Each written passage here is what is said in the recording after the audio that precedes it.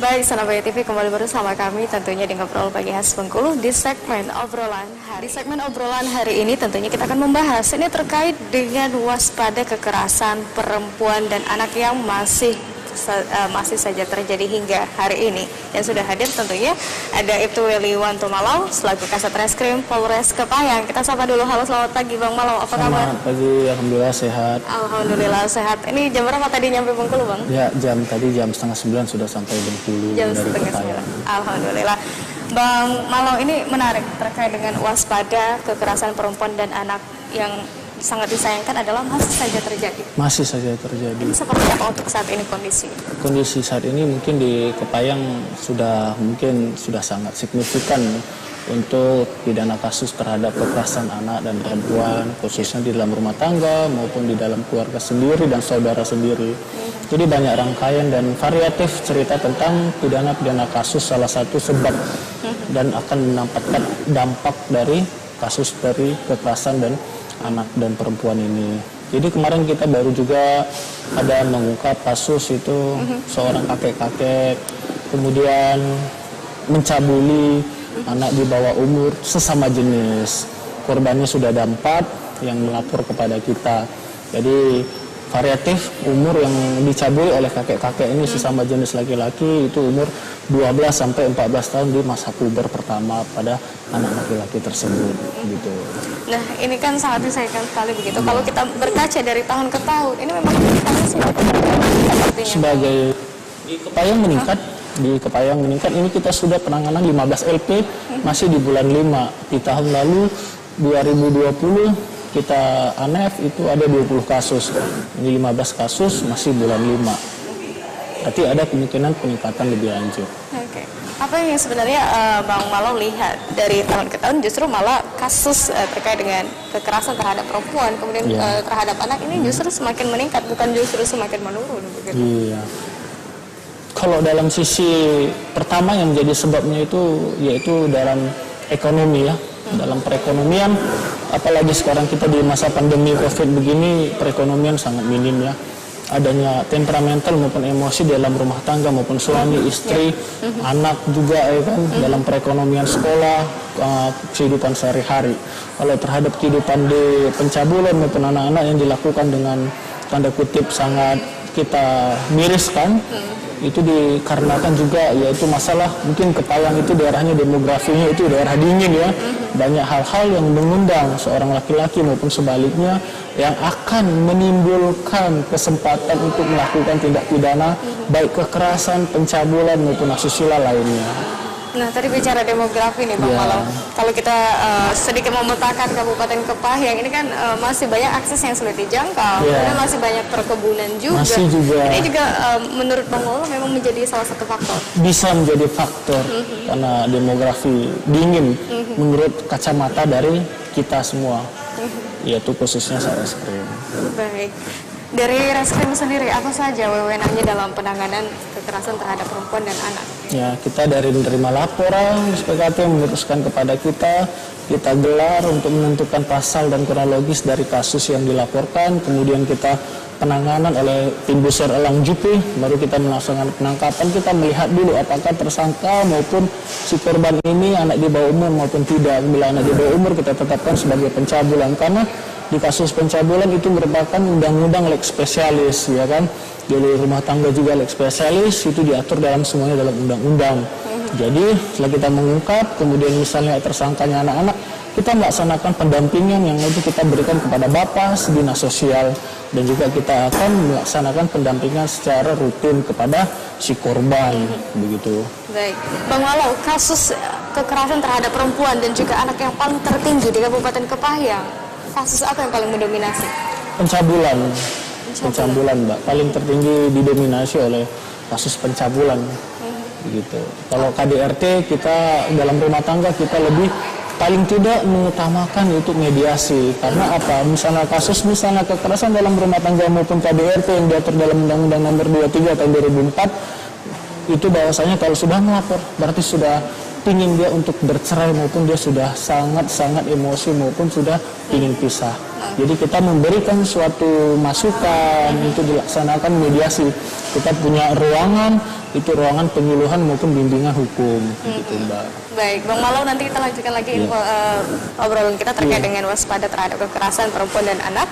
Namun juga Sonabaya TV jangan kemana-mana, tetaplah bersama kami. Sesuai Sonabaya TV masih bersama kami tentunya di obrolan hari ini. Kita masih membahas ini terkait dengan seperti apa ini mewaspadai kekerasan terhadap perempuan dan anak. Nah, khususnya ini kita masih berbicara juga terkait dengan kasus di Kabupaten Kepahyang yang kemarin juga viral tadi yang disampaikan oleh Bang Malo terkait dengan kakek berumur 43 tahun yang melakukan pencabulan, betul ya Bang ya? Sesama jenis. Oke. Motif dari si kakek ini seperti apa sebenarnya? Jadi si kakek ini dapatlah kita cerita dari pengakuan dia, dan dia memang sudah menyesali. Berawal dari semenjak dia ditinggalin istrinya untuk TKW ke Taiwan selama 7 tahun. Jadi dari situ dia mungkin mempunyai pandangan maupun psikisnya berubah. Yang notabene dia mungkin itulah namanya kebutuhan biologis dia, tapi salah arah. Jadi jika kita kepada si kakek tersebut, sudah kita melaksanakan penyidikan dan pemberkasan. Jadi si kakek tetap untuk bertanggung jawab terhadap perbuatan dia. Karena korban dia sudah melapor 4 orang dan sedang kita melaksanakan penanganan terhadap si kakek tersebut. Baik. Nah, hingga akhirnya kasus ini diungkap, Bang Malo. Ini kan para korban melapor. Ya. Pada awalnya ini berapa lama sebenarnya kasus ini terjadi? Jadi berapa lama? Pelaporan itu kami diterima oleh kepada si orang tua korban malam hari. Itu kita baru mengungkap curanmor juga. Kemudian kita berkumpul, briefing, terima laporan kita gelar.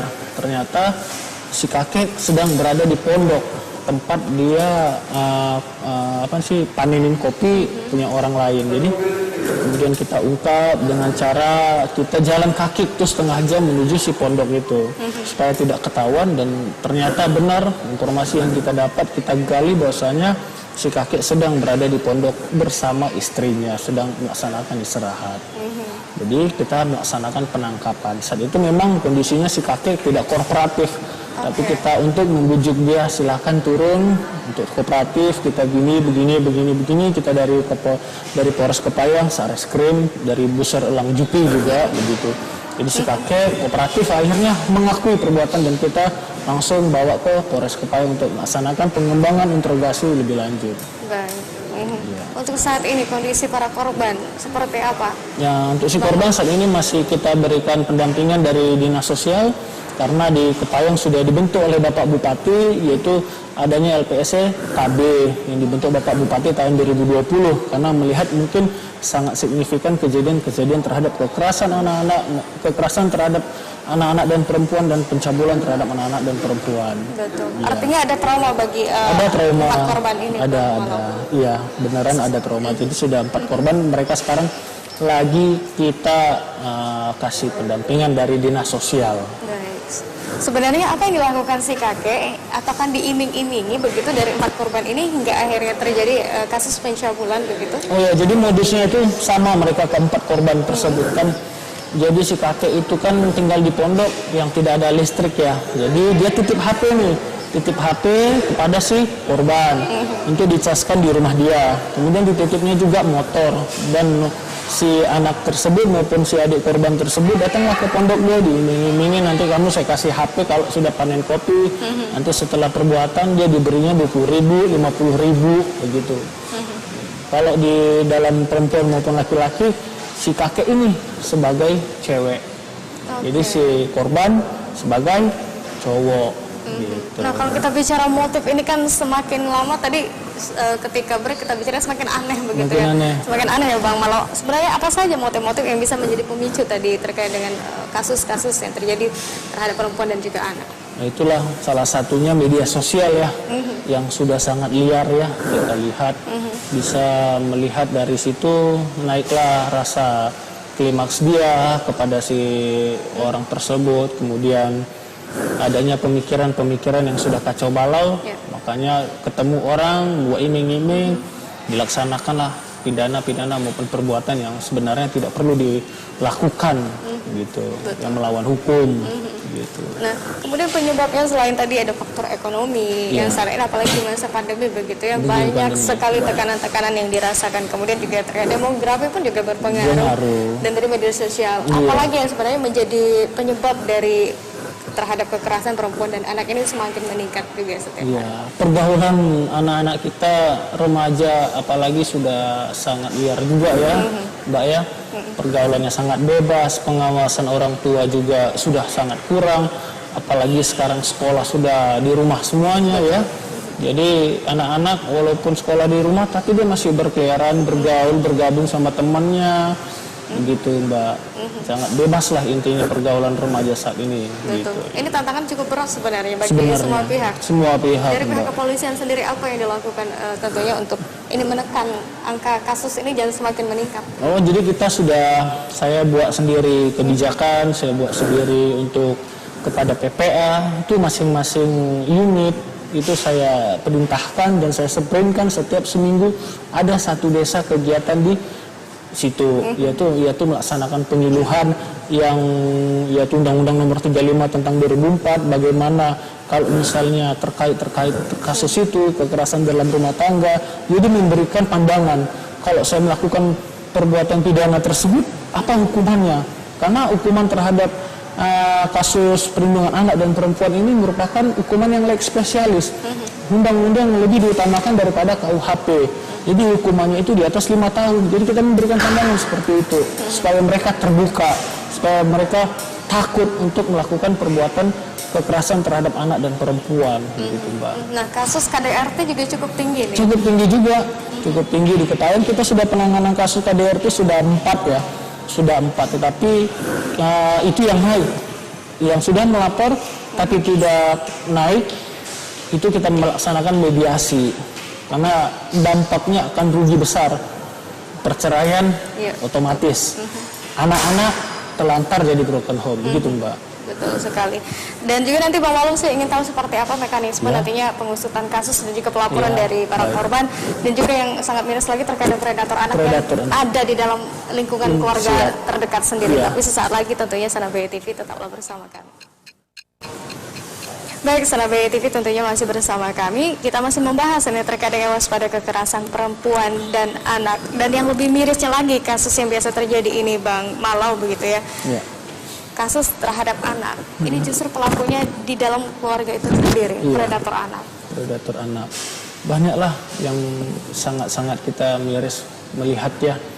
Ada anak mencabuli anak tirinya, ada juga kita tangani. Ada pacar anaknya dicabuli juga, ada juga kita tangani. Ada juga bapak anak mencabuli anak-anak juga, ada juga kita tangani. Yang sangat yang kita lihat itu mungkin pengaruh pertama kali karena sudah efek dari minuman keras, kemudian efek obat-obatan yang berat seperti samkodin dan lain-lain. Kemudian adanya faktor iming-iming ya, dengan meraup diberikannya uang, nanti dikasih godaan-godaan, nanti kau segalanya, kemudian nanti kau akan saya nikahi. Jadi banyak bentuk, variatif, banyak bentuknya gitu. Nah, yang sangat disayangkan itu tadi harusnya anggota keluarga terdekat yang melindungi, ini justru yang merusak begitu Bang Malau. Sebenarnya apa yang menjadi faktor-faktor bagi masyarakat ataupun para pelaku ini melancarkan aksinya begitu di dalam rumah mereka sendiri, tadi ayah kandung sendiri, kakak kandung sendiri. Jadi itulah dari sisi faktor ekonomi ya. Kita lihat di daerah dusun-dusun kita sendiri juga kan. Jadi pagi sudah berangkat ke kebun untuk bekerja, malam pulang. Jadi itulah saya sampaikan tadi, pengawasan terhadap anak itu yang perlu sangat-sangat melekat.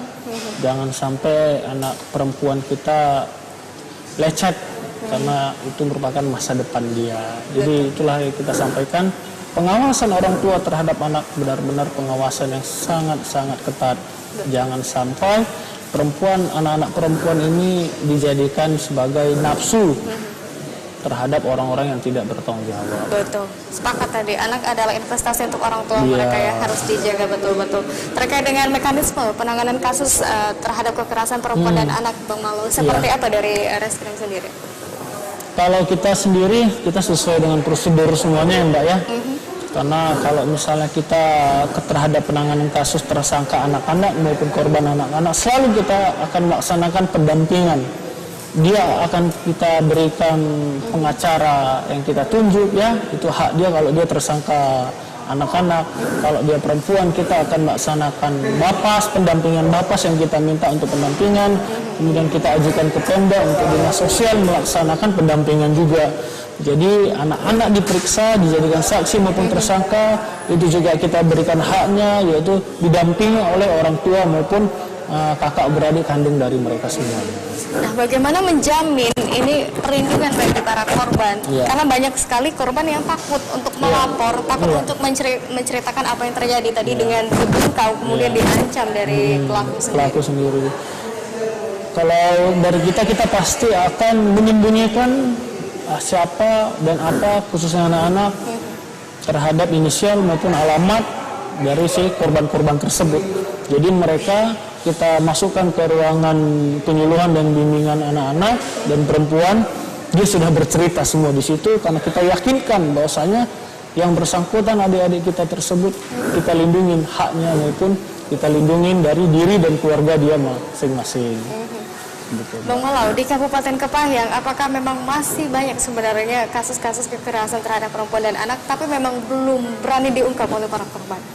Kalau semenjak hari ini dari pandangan tim Besar Elang Juku, setiap malam patroli yang kita tangani semua sudah terungkap, Mbak.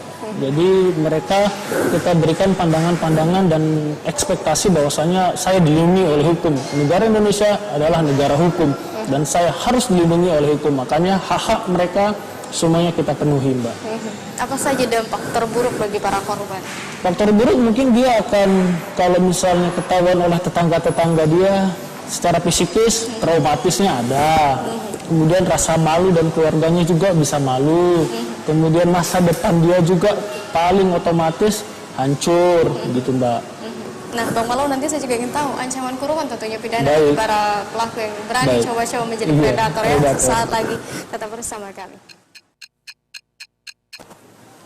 Ya, Serambi TV tentunya masih bersama kami di Ngobrol Pagi Khas Bengkulu, masih bersama dengan Bang Malau, Kasat Reskrim Polres Kabupaten Kepahyang tentunya. Bang, kalau kita bicara terkait dengan ancaman pidana hukuman bagi para pelaku, seperti apa? Bagi para pelaku, kalau di dalam kasus kekerasan anak maupun pencabulan anak di bawah umur dicantumkan di dalam Undang-Undang Nomor 35 Tahun 2014, itu semuanya di atas 5 tahun. Di atas 5 tahun. Dan paling otomatis pasti dia ditahan. Kalau dalam kekerasan dalam rumah tangga yang kita kenal dengan KDRT yang diatur dalam Undang-Undang Nomor 23 Tahun 2004, itu adanya beberapa kategori yang dibagi menjadi yaitu kekerasan psikis, kekerasan seksual maupun kekerasan fisik. Yang paling besar yaitu di sana di atas 5 tahun yaitu kekerasan fisik. Dan kalau misalnya kekerasan psikis itu 3 tahun 5 bulan ancaman pidana penjaranya. Kalau misalnya ancaman seksual di atas 5 tahun. Jadi kalau kekerasan di dalam rumah tangga itu variatif untuk pidana hukuman yang dijalani oleh semua pelaku. Kemudian untuk jaminan bagi para korban, pendampingan apa saja yang dilakukan? Jaminan terhadap korban salah satunya mereka kita dapatin, kita kasih hak-hak sepenuhnya. Jadi apa yang menjadi hak dia secara hukum di negara Indonesia kita kasih semuanya. Baik, biasanya Bang Malau, butuh berapa lama bagi para korban dilakukan pendampingan tadi, kemudian terkait dengan psikologis mereka, traumatik mereka, begitu? Kita melaksanakan secara pendampingan itu sampai batas waktu dia merasa bahwa dirinya sudah aman. Dia merasa dirinya sudah tidak merasa traumatis lagi, baik secara psikis, moral, dan dia tidak malu.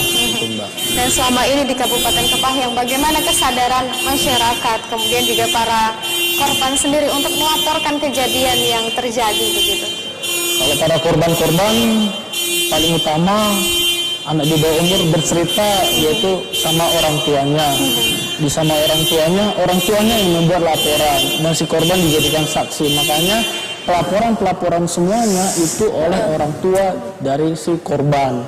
Karena hak dia salah satunya tidak boleh terekspos maupun si korban itu tidak boleh kita ketahui maupun masyarakat besar ketahui, karena itu sudah mempengaruhi moral, psikis dan traumatis dia. Dan terakhir ini Bang Malo, dalam kesempatan pagi hari ini terkait dengan waspada kekerasan terhadap perempuan dan anak, boleh disampaikan juga himbauan bagi para orang tua, bagi setiap lingkungan begitu untuk saling menjaga anak-anak kita tentunya, boleh disampaikan.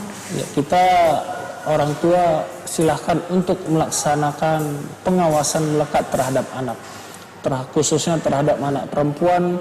Itu seperti telur yang selalu kita jaga. Bila telur itu sudah pecah, maka rusaklah masa depannya. Selalu untuk waspada, karena kejahatan terjadi karena adanya kesempatan. Waspada terhadap anak-anak kita dan lindungi anak-anak kita semuanya, orang tua khususnya. Baik, waspada dan lindungi anak-anak kita tentunya.